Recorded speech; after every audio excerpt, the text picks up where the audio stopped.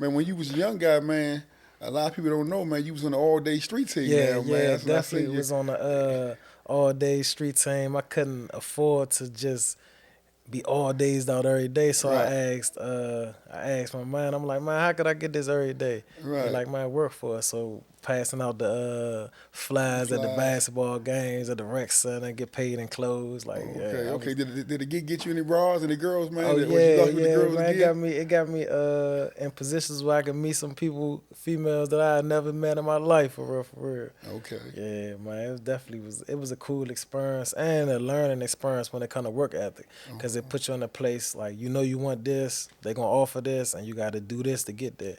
So like at a young age, I knew you had to work for what you wanted. Right, yeah, my man, you got that early lessons, man.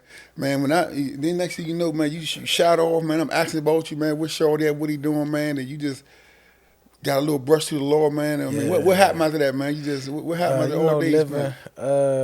living, neighborhood, living that life, that go, the streets, and that clash come, and you get put in a position where you're going to go here academically, school, you're going to go here with the streets. And I went with the streets and landed me in prison, caught a 14-year sentence and shit, and got set down. Right. How was you? How exactly when that happened? I was 15 when it happened. I was 15. By the time I got sent after the trial and everything, by the time I got sent up the road, I was 16. Yeah, I got sent to Jessup. I got sent to the cut, Merlin House of Corrections. So you was 16 and Yeah, you got sent. That's an adult facility, yeah, right? Max 2. So they put you in adult. Yeah, So they weigh you 16 to adult joint. yeah. God damn, can you speak on that? How that feel, man? When you walk through them gates as 16 years old with all them grown I ain't men. gonna lie, like it was a guy Holly Bobo. He from out Kitland, Orlando, Uh real nice with his hands. huh. Like the day I got sent in there, he got killed. So I seen his body coming through on a gun, and I'm in a 3-piece getting weight to go in it. So it's like I'm replacing him for real. And I ain't gonna lie, I knew then, like, oh yeah, you gotta get on your toes ASAP. Like it wasn't no time to make a transition from teen to adult or no time to think. It was you had to you had to go. And I wasn't gonna go on PC Right, because right, given my family name and where I'm from, I wasn't gonna I wasn't gonna disgrace that at all. right. So I just had to drag. I had to drag in that jump. I had to really drag my nuts in that jump. So right off the breakaway, so you go in the cut. That's the Mural Facility. So you Yeah. talking about Baltimore, Yeah. PG, Yeah, and DC. and anybody that catch they charge in that area, they basically, or if they got swapped, because the feds were swapping people, so it was a lot of dudes coming in there like Wise and all them. They came from the feds, so it was dudes from everywhere in there. Right. Then you had some of the old Jakes in there that was running around the city in them in them 80s and early 90s. The was that the Posse Okay, Jamaica? yeah, Yeah, they was up Posse, in there yeah. too. Yeah, they Yeah, was making some noise back then, right? yeah, they was making some noise. I used to Yeah. love hearing their stories. Right, right, right. Okay. So let me ask you, because you said earlier you did a little mentor and all that, right? Yeah. So with you coming in now, looking back, 16-year-old, you wave as adult, and as soon as you step on the compound, you see a dead body come right across. That's your first introduction. Fact.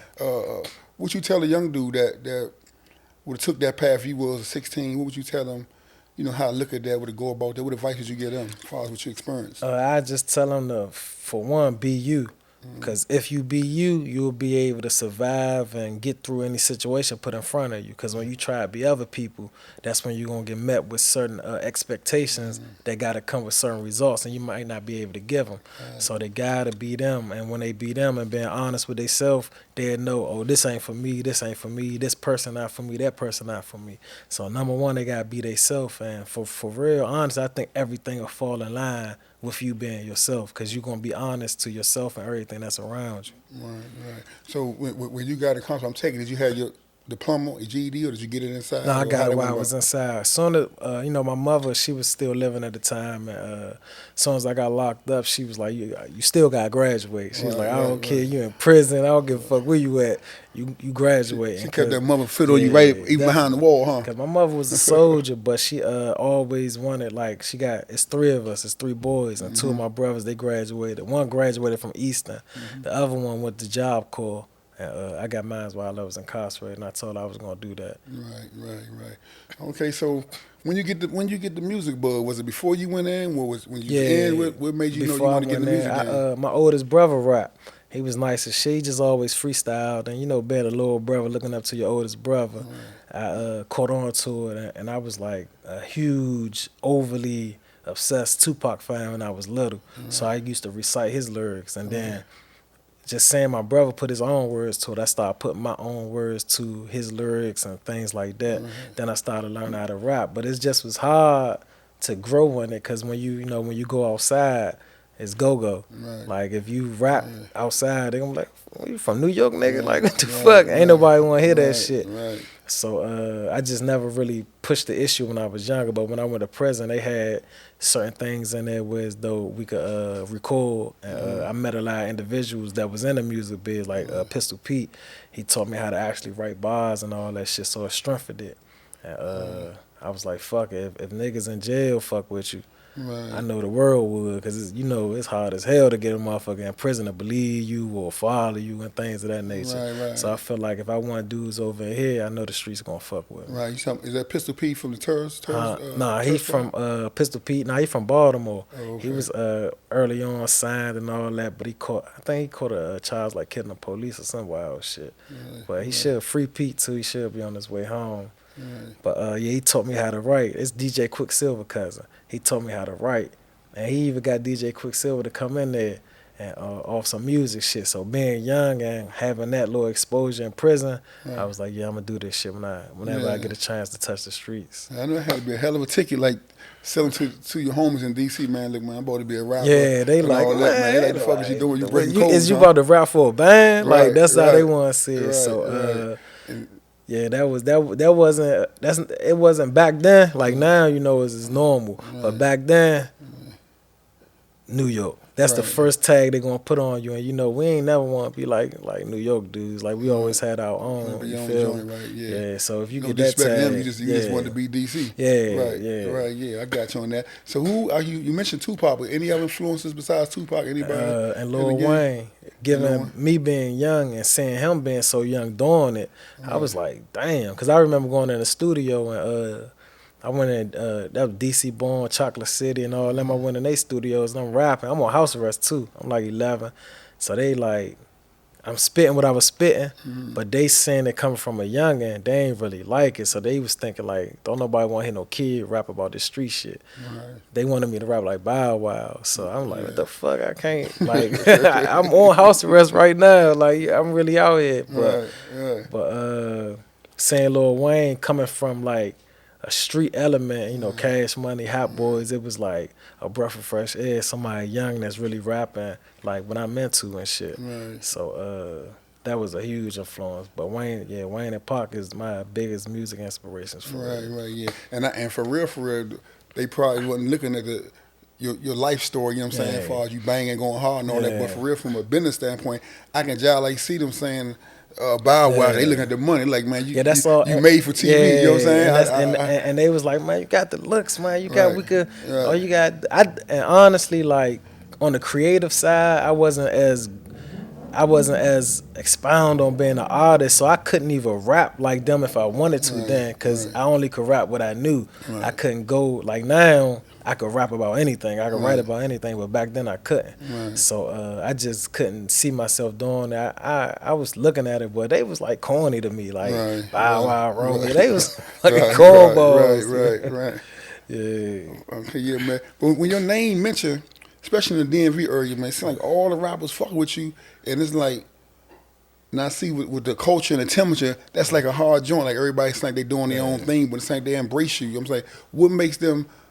What's the special appeal you got where everybody take to you, man? And any rappers you want to mention that you work with that we might want to shout out? Oh yeah, I think for your first question, I think it's just them looking at my story. Like when you say you fuck with the real, like if you look at my story, you'll understand everything about me is that like everything that I've been through, everything I survived, never told, testified, never wrote no statement, any of that, and going through all that so young, it's probably like admirable. Like it's like looking at it like, damn, short, like he really that. Right. And then I'm genuine. Like I show love, I give love, and I support. And I'm real genuine, and I'm real about like helping. I don't be stingy with resources or none of that.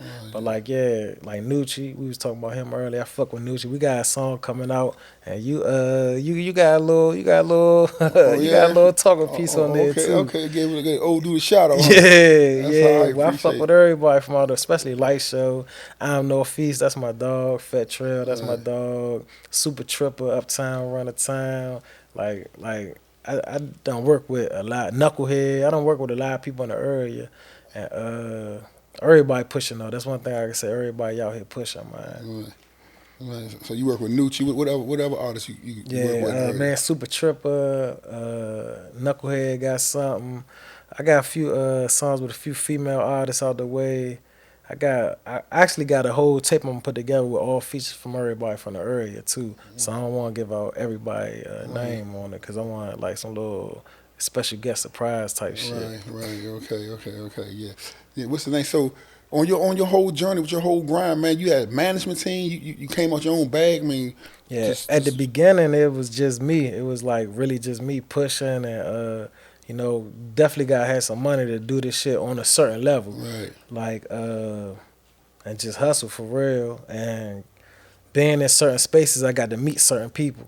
And it was a time where I had people around me and I didn't even know I had a team for real. Right. Until I was watching the interview with somebody, I don't know who the fuck it was, and they was just talking about like fuck going out there hiring people. Like utilize the people around you first and see their strengths and their weaknesses and put them in certain positions. So I look up one day, I got a person that's good at this, a person that's good at that, person that's good at that. I asked them like, yeah, you rocking with me? They like, yeah. I'm like, all right, can you do this for me? They like, fuck it, bet, we're gonna do it. And then next thing you know, I look up, I got a fucking 8-man team around me and shit. And everybody pushing for the brand. And it got me in the best spaces ever in my career, being as though I was only home like 3 years at the time. And going on tour with Boosie, fucking Yo Gotti, Lil Baby, being in them certain positions that people that been grinding for years never got to get to. So yeah, I got a beautiful team now. And you can't do it without no team. I don't give a fuck. I don't care how much money you got. If you don't got the right team around you, you're not even gonna be. Even just to be in them spaces, sometimes you need people to pull your coattail to certain things and shit. And having the right people around you, they're gonna always keep you straight. Right. And that's a good jewel you drop because you ain't gonna be able to do it on a team on no business aspect. Fact, you know what I'm not saying, at man? all. You're gonna need a team to put that joint together. But during your journey, man, your grind, did you ever get discouraged when you want to put that missile back in your hand, man? Or how that been? You ever I get ain't discouraged? and certain elements, yeah, and it came from it came off of respect because it was certain times where as though like being in like rap is so street now because at first rap was party dance women. Now rap is like basically just really street. So you got some dudes that street artists but they're not street niggas. So they might do something or say something out of place.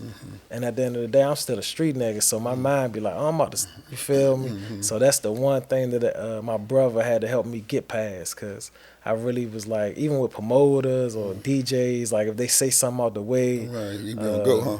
I'm ready. I was and I never had really no major incident, but I had one incident where I had to smack somebody, and the dude died that night, not from the smack, but he died that night, and it brought the attention to me because they was like, dang, blah blah blah. So my brother like, see, this shit not no good. That's just a big ass sign to show you like shit is real as a motherfucker, and yeah, that's the only time. Other than that, I've been job blessed because my support system is crazy.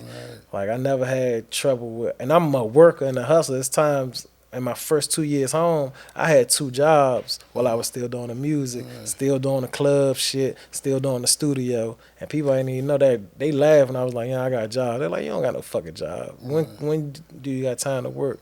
But man, I'm going to get it. However you got to get it, I'm going to get to that paper. And that's big, and that's a good example for any young listeners that's listening, man, that you actually work 2 jobs to push your grind. Like you ain't put your dream in nobody else's hand. You was like, I got to pay some of this towards my dream. Yeah, I sat down and I just was trying to figure out like what time slots do I got open, and it was like early in the morning, like from 4:00 in the morning to 6 in the morning.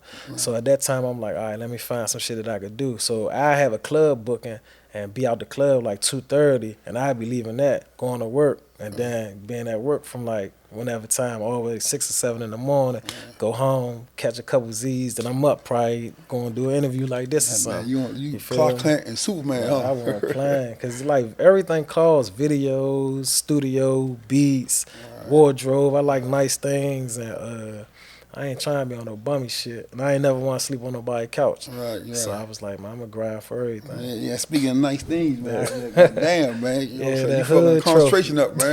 With that joint right there. Yeah, You know what I'm I ain't saying? gonna for like everybody that know that come from where we come from. That's definitely a trophy. Like this shit, like being in my bunk used to like dream about like putting a Rolex on your wrist. Like that's huge. And shit. Was ice in a dream though? Was the ice in it too? Yeah, a little something, man. A little. I ain't know it was gonna be like this, but yeah, it's definitely and then sending the pictures back in the system. Right. They don't do nothing but show love. They like, and they living through the pictures and shit. So that's another motivation for me to, do it big and do it in a certain way. Cause Jay-Z even said he like, people don't give a fuck about your music. They just want to see big. Everything you do got to be big. Well, yeah. And that's crazy, because that's what I've been talking to my team about, you know what I'm saying? Because I'm from an era when you say less and do more. Yeah. You know what I'm saying? That's almost like dinosaur behavior now. Right now, you got to be seen, so it draws on the social media platform. So I'm definitely take heed to that right there. Out the park, niggas know me. Curtbone, little homie. All days, yeah. Been a road,